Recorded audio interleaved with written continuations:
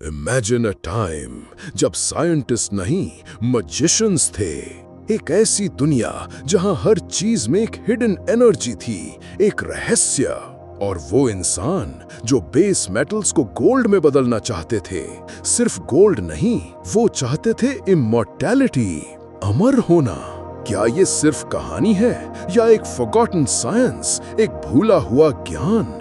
आज हम खोलेंगे एक ऐसा रहस्य जो एंशिएंट इंडिया के दिल से निकला है, एल्केमी की मिस्टीरियस दुनिया। जी हाँ, जिसे यूरोप में एल्केमी कहते हैं, इंडिया में उसे कहते थे रसा शास्त्र। और ये बहुत गहरी थी।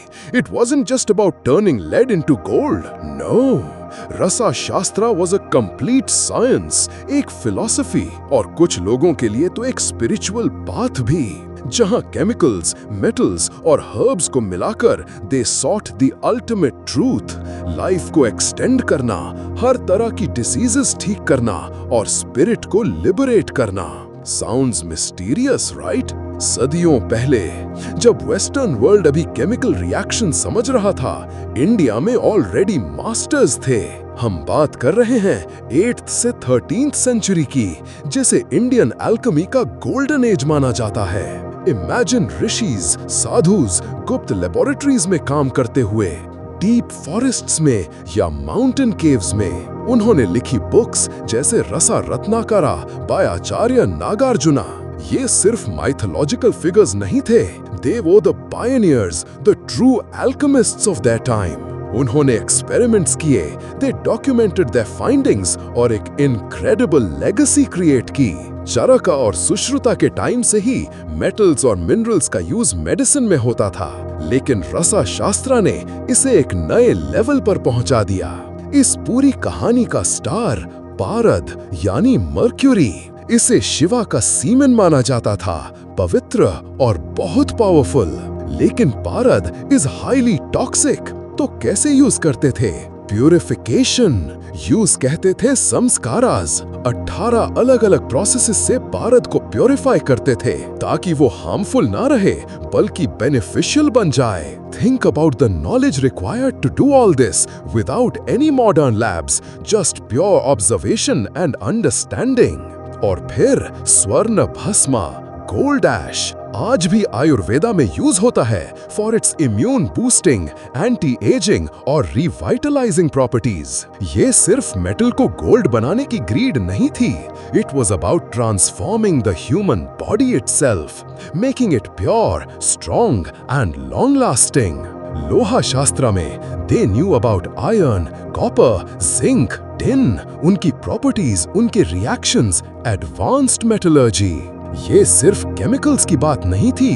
हर अल्केमिस्ट, हर रसा वैद्य एक गहरी स्पिरिचुअल जर्नी पर था। उनका अल्टीमेट गोल सिर्फ अमर होना नहीं था, इट वाज जीवन मुक्ति, लिविंग लिबरेशन, बिकमिंग अ सिद्धा जिसने सब नॉलेज गेन कर ली हो। कुछ लोग तो कहते हैं these siddhas could fly, become invisible, control elements. क्या mystical powers, siddhis were often associated with alchemical practice? क्या ये सिर्फ स्टोरीज हैं या अद्भुत scientific breakthroughs wrapped in mystical language? यही मिस्ट्री इंडियन एल्केमी को इतना कैप्टिवेटिंग बनाती है। Of course, it wasn't easy. Experiments often ended in failure or worse, tragedy due to toxicity or explosions. और ये ज्ञान ओपन नहीं था, it was highly secretive.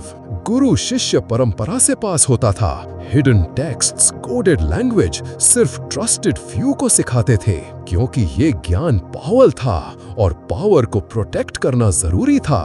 तो फिर क्या हुआ? Why did it fade? सदियों पहले invasions, political changes, maybe the extreme secrecy eventually led to its decline. Many texts were lost, many secrets buried forever. लेकिन इसका असर आज भी है। आयुर्वेदा में many metallic and mineral preparations are a direct legacy of रसा शास्त्र। इंडिया की एडवांस्ड मिटोलॉजी जैसे दिल्ली का iron pillar proves their mastery over metals. क्या? It wasn't just magic, it was observational science blended with deep spiritual insight. जब हम ancient India की बात करते हैं, क्या हम सिर्फ किंग्स और एम्पायर्स की बात करते हैं या उस गहरे ज्ञान की जो मिट्टी में दबा है?